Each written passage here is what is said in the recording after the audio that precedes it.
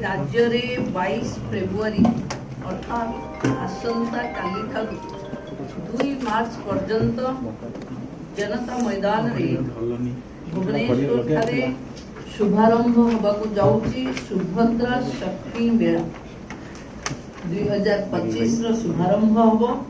आम पई गौरव का विषय ओडिशा इतिहास रे प्रथम थर पई अनुष्ठित हेबाकू जाउथिबो। ई सुभद्रा शक्ति मेला ओडिशा रो लोकप्रिय माननीय मुख्यमंत्री श्री मोहन चरण माझी को कर कमल रे आसंता काली संध्या रे शुभारंभ होबो। ओडिशा रे महिला मानकर विकास महिला माने विकास रो प्रतीक ए मेला रे विश्व को ओडिशा महिला सशक्तिकरण रो एक झलक देखैबा पई आमे प्रयास करिबो। 30 जिल्ला रु 700 रु अधिक महिला स्वयं सहायता गोष्ठी मानकर अंशग्रहण होबो एवं 300 रु अधिक स्टॉल महिला उद्योगी मानक द्वारा ये मेला रो आकर्षण साजिबो। ई 9 दिनिया भव्य प्रदर्शनी रे स्वयं सहायता गोष्ठी रो भूमि मानक द्वारा प्रस्तुत 200 रु अधिक प्रकार हस्तशिल्प कलाकृति मिलेट और जैविक उत्पाद खाद्य मसला सामग्री टेराकोटा और बाउंस शिल्प इत्यादि प्रदर्शित हेबो।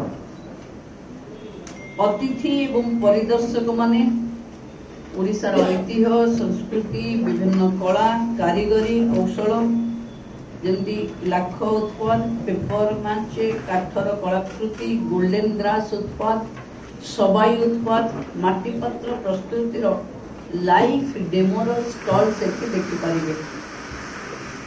9 दिन रो ए भव्य समारोह रे प्रतिदिन संध्या रे सांस्कृतिक कार्यक्रम रहिबो।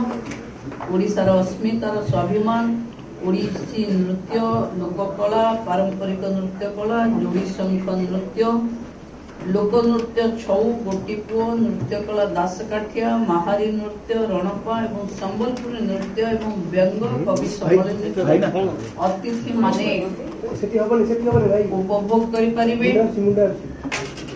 बड़ स्तर रे निजर उत्पाद प्रदर्शन करी स्वयं सहायिका गोष्ठी माने लोकलोचन को आसीबा सहित दीर्घमियादी बाजार संयोग सृष्टि करिवारे एही मेला गुरुत्व बहन करिवो। आय वृद्धि करने सहित महिलांकर आर्थिक और सामाजिक स्वाधीनता और महिला सशक्तिकरण माध्यम रे माननीय प्रधानमंत्री श्री नरेंद्र मोदी को लक्ष्यपति दीदी सृष्टि करिवार स्वप्न साकार करिवारे एही मेला सहायक हबो। विकसित ओडिशा 2036 एवं विकसित भारत 2047 रे महिला सशक्तिकरण रो ये विकसित भारत एवं विकसित ओडिशा बनेबा पई महिला सशक्तिकरण हबो यार एक मूल पिन्न।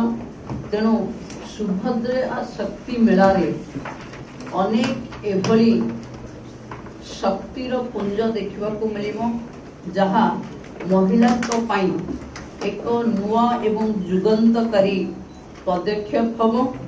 तेणु मो ओडिशा रो समस्त माँ भौणी एंटरप्रेन्योर्स युवक माने एवं बुद्धिजीवी बंधु मान को अनुरोध करुच्ची 9 दिन व्यापी संस्कृति कला एंटरप्रेन्योरशिप महिला सशक्तिकरण ये भव्य प्रदर्शनी को बुली आसवा। नमस्कार।